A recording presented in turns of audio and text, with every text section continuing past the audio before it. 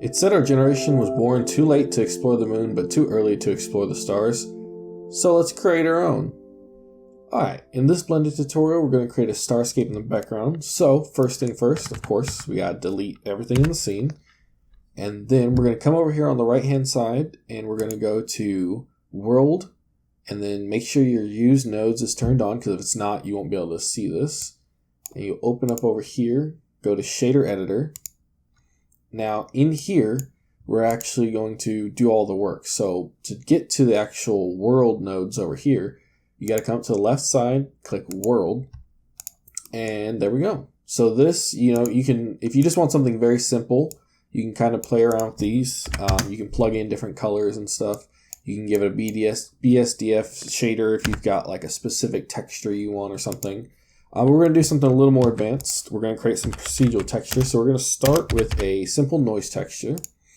In fact, we're going to duplicate it, because what we're going to do is we're going to create a set of stars, and then we're also going to create a sort of galaxy with like nebulae and stuff. You can go as complicated or simple as you want. I'm just going to be somewhat simple with this, but we'll make it a little bit more complicated with some of the things we're going to do.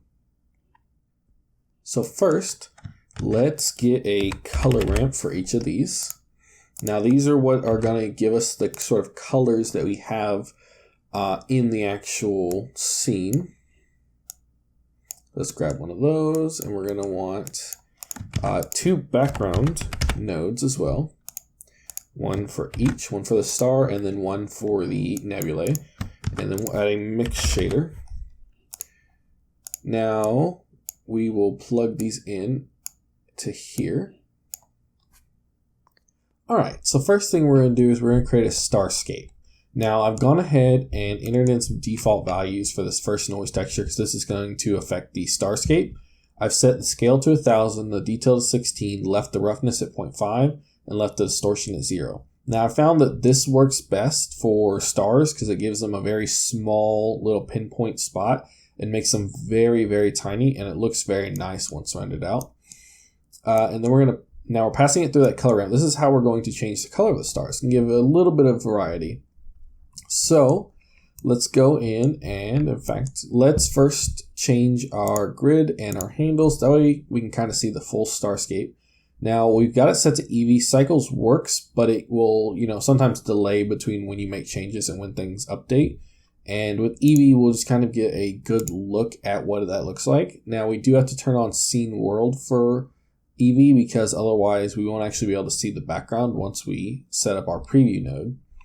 So we'll come back in here, click on our color ramp, Control-Shift-Click actually, and that'll give us a viewer. And what this does in Node Wrangler is it lets us see what we're actually doing on the current node. And if you use those same buttons, Control-Shift-Click, it'll actually, attach. If you've got a shader you click on, it'll actually make that be your main shader going into your surface. But we'll just go back to our color ramp and we'll get our viewer. So over here you can see there's something going on, but it's very, very far away because we've set that texture scale very high. So now we come in here and let's see. Let's start off with a 0.7 for this. And already you can see we've got some stars going on. Now you could leave it like this. I like to give a little bit more color to give us some, variety of star colors. So if you click this plus button, you'll add another little arm here, and in here I'm going to say 0.71, and I'm going to change this color to something like, let's say, red. Now that looks very red, but once we add a few more of these, so we'll grab this guy and set him to 0.72, and we'll change him to, say, a more blue color. We'll make sure it's nice and bright. I'll set that to the exact number of blue. So now we've got some blue and red. Now it does look very blue and red, and you don't get much of the white. So what we'll do is we'll grab our last arm and bring it down to 0.73, and that'll kind of add some more of that back in. Now we get a bit of a variety. Now you can kind of make this whatever you want. If you want more colors, if you want less, you kind of move them around. What I found works best is having the black be the most of it, and then lots of colors between, and then the white, because then you still get a lot of white stars mixed in. Now those exact numbers will change depending on, what kind of setup you want, but that works for me. So then what we can do to kind of get an idea of what this is going to look like, we'll plug the color back into the background, bump up the strength to maybe something like 5, because that should give us something pretty emissive. And then we'll take this and plug it into here. And there we go. It's pretty bright, and there's quite a few, but it's kind of looks like a starscape. Now, to give it some variety, we're going to create a nebula. So let's get started on that.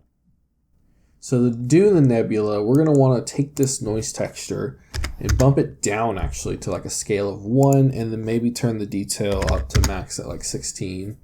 Leave the roughness and the distortion. And then we're going to come in here and we're going to do the similar thing we did with the Starscape where we turn it like this. In fact, while I'm working this, I'm going to plug it into this and unplug this shader and set this factor to 1. That way we can kind of get an idea of what we're doing.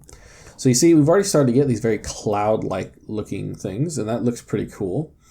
But to give it some more variety and get a little bit cooler looking nebula, instead of just having these white clouds, we can come in here, grab this handle, and change its color. So let's set it to something like blue. Now, as you know, nebula aren't all one solid color. So let's do like we did with the stars, add another handle, and then come in here, and let's maybe set it to like a purple. That looks pretty cool. And then what we can do is we can kind of, we can mess with this, move it around, see what kind of styles it gives us. So it's eating out a lot of the blue. So let's see. What do we set our black to? This is set to a 0.48. Let's set this to 0.5. Let's grab our next handle, set it to a 0.51. That's a little too sharp on the edges. So let's say 0.55. Yeah, there we get a little bit of cloud variation, some lighter bits. And then we'll grab the next one, set this to 0.6. Now it gives us a little bit, but let's try and get some in between. And then we'll add one more handle, and I'm going to move this. Actually, that's a perfect spot. Because what that'll do is that'll just allow us to fiddle with this a little bit and get some more control over it.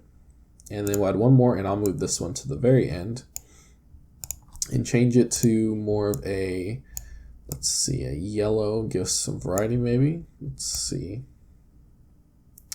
Now it looks like with this, a lot of the yellow is going to get washed out.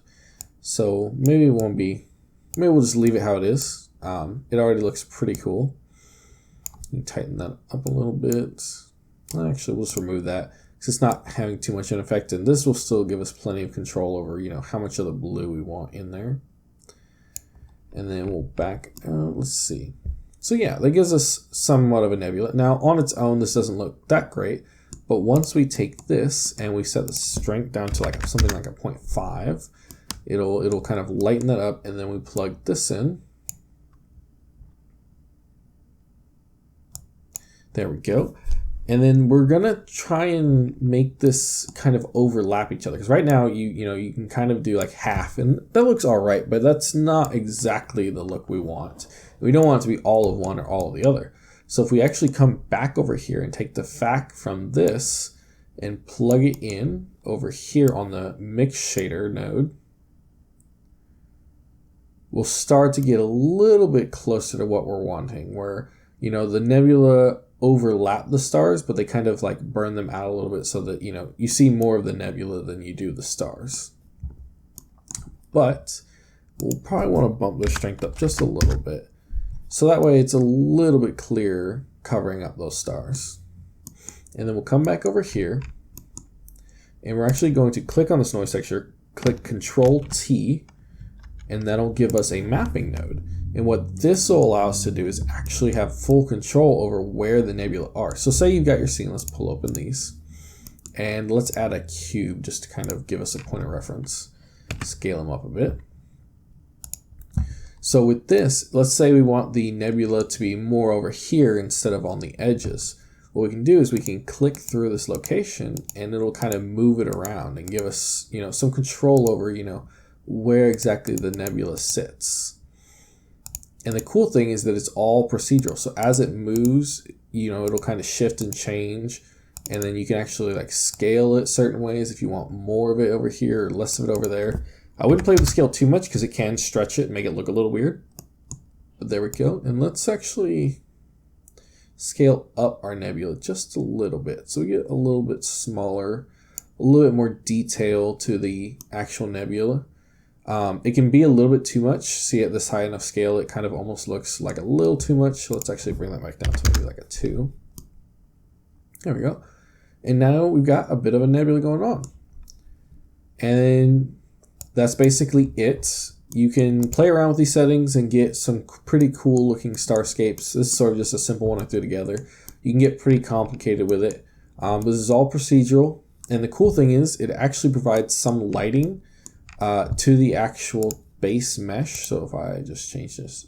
So see how it's this white material, but it actually looks sort of this purple is because of the background's actually giving off a color to this material. So if I change this to something like a red, it's a little bit harder for it to give it that color because of the way that light works. And let's actually grab this point light, scale up the power a bit, and then switch over to cycles. All right.